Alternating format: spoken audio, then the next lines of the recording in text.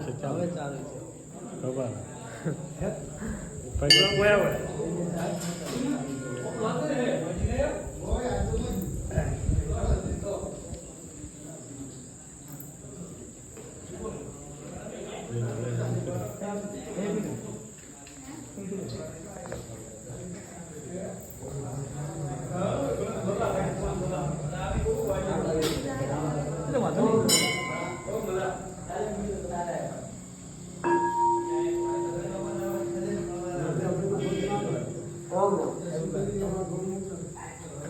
તો ઓલા છકને કોપરો ભાગવા કોઈ હતો નહીં લઈને કોઈ ભાજી લાવું બારણે જો વરસાદ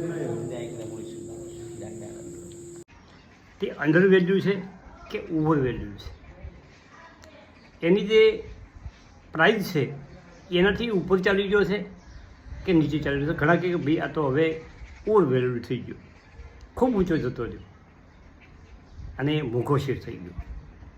તો એ કઈ રીતે જાણી શકાય એના માટે થોડીક ચર્ચા કરવી છે કે કોઈ પણ શેર ખરીદો તો તમે તેનો ભાવ બરાબર છે કે નહીં તે એની અસલી પ્રાઇસ જાણવા માટે તમે જે ઇન્ડિકેટર લગાવવામાં આવે છે એની ચર્ચા કરવી છે મિત્રો. કે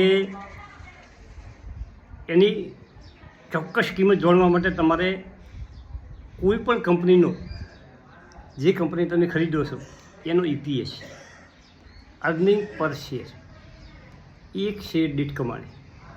આ તમે મની કંટ્રોલમાં NSE ઉપર DSE ઉપર તમે કંપની વિશે જાણતા હો, જાણવાનો પ્રયત્ન કરો તો તમને EPS દેખાશે, અર્નિંગ પર શેર, એક શેર દીઠ કમાણી.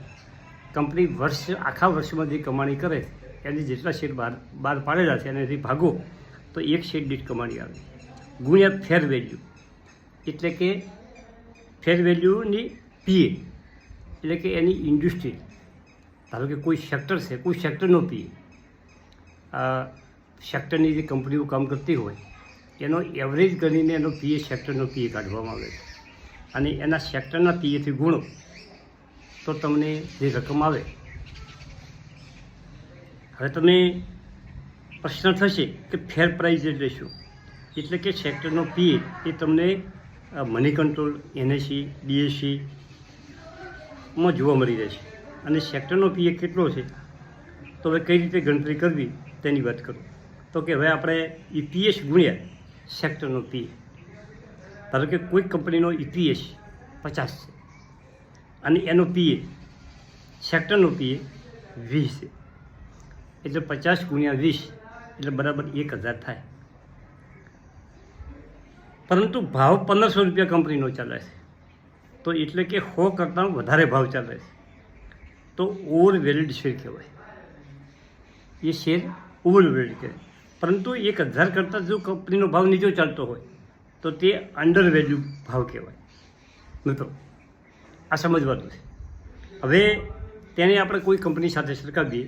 ધારો કે આપણે જ્યોતિ રીઝન કંપની જે મારા પોર્ટફોલિયોમાં છે એનો EPS 61.58 છે, એક શેર દીઠ કમાણી 61 રૂપિયાને 58 પૈસા, 61.58.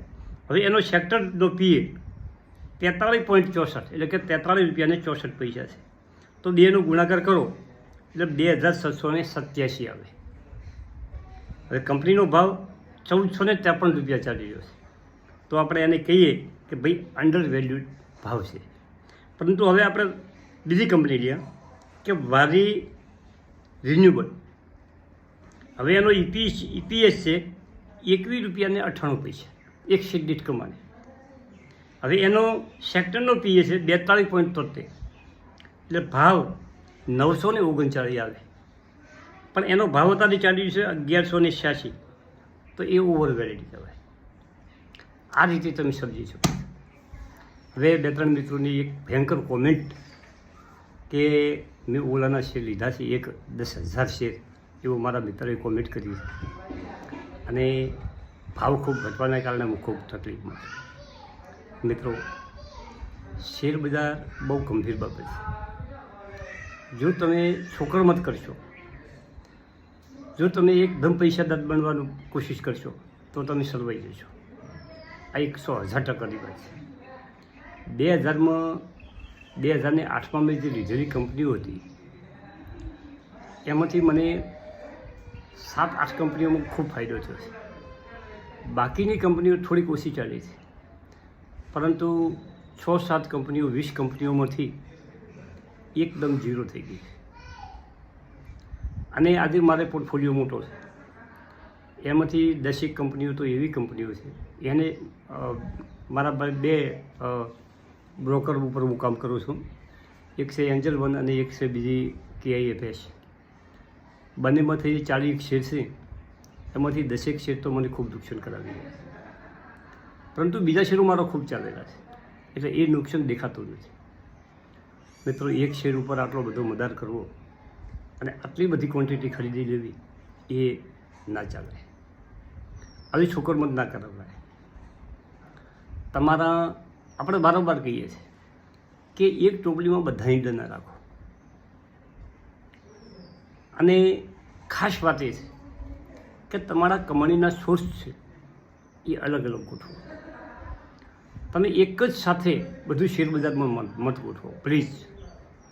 જો મિત્રો, ખેતીની જમીન લેવાય, જે મળતી હોય એથી થોડી ઘણી આપણા પાસે મૂડી હોય, આપણી નજીકની સિટીમાં 1-2 દુકાનોમાં આપણે ઇન્વેસ્ટ કરી શકીએ, થોડું ઘણું શેરબજારમાં આપણે ઇન્વેસ્ટ કરી શકીએ, થોડી ઘણી આપણી બચત હોય તો આપણે બીજી સારી જગ્યાએ આપણને જ્યાં રિટર્ન મળતું હોય ત્યાં પણ ઇન્વેસ્ટ કરી શકાય. એકલા શેરબજારમાં મદદ રાખવો ના જોઈએ, ખાસ વાત એ છે. અને જો ખૂબ રસ હોય શેરબજારમાં, અતિશય રસ હોય, તો તમારા પોર્ટફોલિયોમાં 20 કંપનીઓ હોવી જોઈએ. અને 20 કંપનીઓમાંથી 50% ઉપર કંપનીઓ લાર્જ કેપ મોટી કંપનીઓ હોવી, રિલાયન્સ જેવી મજબૂત કંપનીઓ હોવી, 50% ઉપર રકમની કંપનીઓ એમાં રોકાણ કરવું. અને બાકીના 50% જે વધ્યા એ તમારે 30% મિડકેપના સ્ટોક લેવાના અને ફક્ત 20% તમારા પોર્ટફોલિયોની રકમના 20% જ તમારા સ્મોલ કેપ શેર ખરીદ કરવાના, જે આવી નાની કંપની છે. મિત્રો, નાની કંપનીઓમાં ખૂબ નફો મળે છે, એ મારો અનુભવ છે, પરંતુ એમાં જ્યારે ઘટાડો થવા મળે છે ત્યારે 10-20% નહીં 80% રકમ ઘટી જાય. એટલે તમે આવી નાની કંપનીઓમાં એટલી રકમ રોકો જેથી રકમ એ અડધી થઈ જાય તો તમને ઊની ઊંચ ના આવે. અને શેરબજારમાં 7 ગણે ધીમે ધીમે તમારું રોકાણ વધારો. તમે એવરેજ જો 20 કંપનીઓથી ચાલુ કરો કે 10 કંપનીઓથી ચાલુ કરો તો બધી કંપનીમાં થોડું તમે ઇન્વેસ્ટ કરતા જાઓ. તમને ગમે તેટલી સારી ગમતી હોય કંપની, કોઈ ગમે એવી તમને ટીપ આપી હોય, પરંતુ એક કંપની પાછળ આટલા બધા રોકાણ કરવું એ સારી વાત નથી મારા મતે, અને હું તો આવું ના જ કરું. આજે મને મારો પોર્ટફોલિયો મેનેજ કરવામાં મારે સતત કાળજી રાખવી પડે છે. જે શેર મને ગમે છે એ હું ખૂબ લાંબા સમય ખેંચી કાઢું છું, પરંતુ જે કંપની ઉપર મારી નજર પડે અને 1-2 વાર હું એને ચેક કરતો રહું, 6 મહિના ચેક કરતો રહું, મને જો નુકસાન જેવું લાગે તો સારી કંપની મને મળે તો એ કંપની હું એક્ઝિટ કરી અને બીજી કંપનીમાં રોકાણ કરું છું. મિત્રો, તમારે પણ આવી રીતે તમારો પોર્ટફોલિયો મેનેજ કરતા શીખી જવું. તમારે કોઈ પણ કંપની તમે ખરીદો, પરંતુ એમાં તમારા ધારો કે તમે કોઈ કંપની લાખ રૂપિયા શેર બજારમાં રોકાણ કર્યું, પરંતુ તમે એમાં નુકસાન કેટલું ખમી શકો? 5,000. લાખના 95,000 થાય કે 90,000 થાય તો તમારે એલર્ટ થઈ જવું જોઈએ કે બસ હવે 10,000 ખૂબ ઓછા થયા છે, 90,000 એની વેચી નાખો. વધારે તમારું કેપિટલ ઓછું ના થવું જોઈએ. શેરબજારમાં નફો કરવો એ જુદી વાત છે, અને તમારી મૂડી સાચવવી એ પણ મહત્ત્વની વાત છે. મૂડીમાં એક ફદી ઓછું થવું ના જોઈએ. મિત્રો, એટલું બધું એલર્ટ રહેવું પડે. નફો થાય તો તમે કદાચ બુક નહીં કરો તો ચાલશે, પરંતુ નુકસાન તરત બુક કરી લેવું પડે. એમાં રાહ નહીં જોવી જોઈએ. 1,95,000 થતા હોય, ફટાક જઈને શેર કાપી દો હોય. બીજે રોકાણ કરવું જોઈએ સારી કંપનીમાં.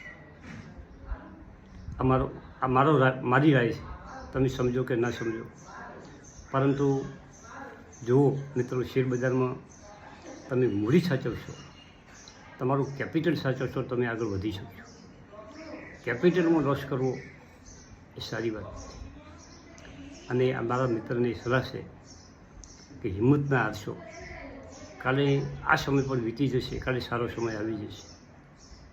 મિત્રો, થેન્ક યુ.